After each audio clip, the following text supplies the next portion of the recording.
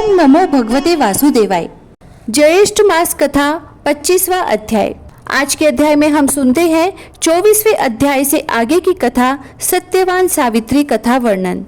स्कंद जी बोले कि हे ऋषियों, नारद जी के चले जाने पर सब वृद्ध द्विज ऋत्विज पुरोहित वर्ग को बुलाकर पुण्य तिथि में राजा अश्वपति ने राजा घुमुत्सेन के आश्रम में जाने के लिए यात्रा की।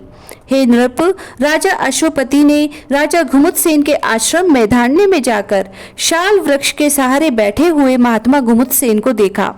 कुशा के आसन पर स्थित नेत्रहीन राजा को देखकर अश्वपति ने राजश्री घुमुत्सेन का यथाविधि पूजन किया और नियमित वचनों से अपना मंतव्य निवेदन किया और कुशासन बैठने के लिए लिया। जो कुछ उनका विचार सत्यवान के विषय में था सब कुछ कह दिया और अपना अभिप्राय भी कह दिया और कहने लगे कि राजश्री, मेरी शोभना कन्या सावित्री नाम की है। हे धर्मज्ञ, आप उसको अपनी पुत्र वधू के रूप में ग्रहण करें। राजा घुमुत्सेन बोले कि हे राजन, हम लोग राज्य से च्युत हैं और वनवास का आश्रय लेकर तपस्वियों के धर्म जैसे जीवन व्यतीत कर रहे हैं। इस वनवास के आश्रम में रहने के अयोग्य आपकी कन्या इस शीत को किस प्रकार सहन कर सकेगी। राजा अश्वपति कहने लगे कि हे राजसत्तम, इसने जानकर ही पतिव्रता है। आपके पुत्र के साथ इसका विवाह संबंध स्वर्ग के समान सुखदायी होगा, इसमें कोई संशय नहीं है। हे राजन, मैं आपके सुहृदय भाव के शरण में तैयार होकर आया हूँ। मेरी आशा को नष्ट न करे। आपका अयोग्य पुत्र भी मुझे अभिमत है और इसी तरह मेरी अयोग्य कन्या भी आपको अभिमत हो। आप मेरी कन्या को अपनी पुत्र वधू बनाने के निमित्त और आपका पुत्र उसको भार्या बनाने के निमित्त ग्रहण करें।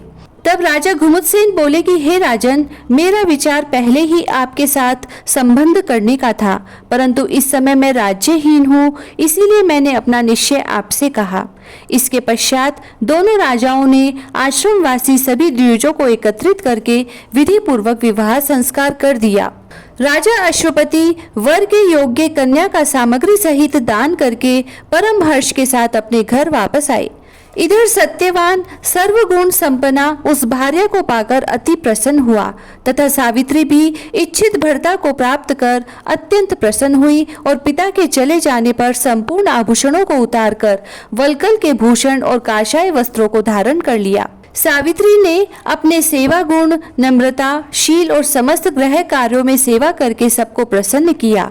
इसी प्रकार उस आश्रम में सदैव निवास करने वाले सत्पुरुषों को प्रसन्न करती रही। राजश्री सत्यवान भी ऐसी पतिव्रता स्त्री को पाकर अत्यंत प्रसन्न हुआ, परंतु सावित्री के मन में शयन, गमन आदि सभी समय में दिन रात देव ऋषि नारद की बात बनी रहती थी, परंतु वे दोनों ही उस वन के एक भाग में इंद्राणी के सहित इंद्र के समान आनंद करते थे।